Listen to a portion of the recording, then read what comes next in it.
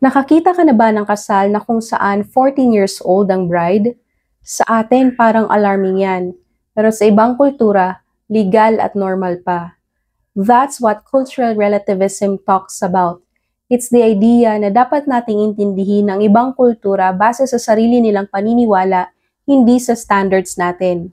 Kumbaga, kung okay sa kanila ang ginagawa nila, dapat intindihin natin at huwag agad husgahan kasi iba ang pinanggagalingan nila. For example, tayong mga Pilipino sanay tayong kumain gamit ang kutsara at tinidor. Sa ibang bansa, gumagamit sila ng chopsticks, pero walang mali doon.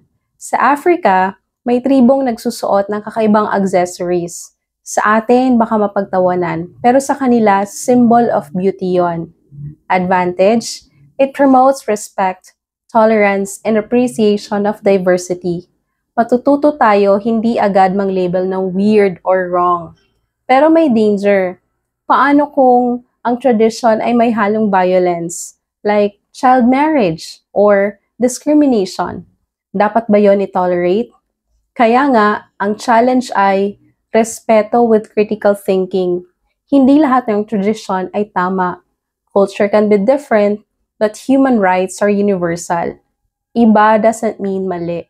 Alamin muna bago manghusga. That's it for today's video. See you in the next one. Bye!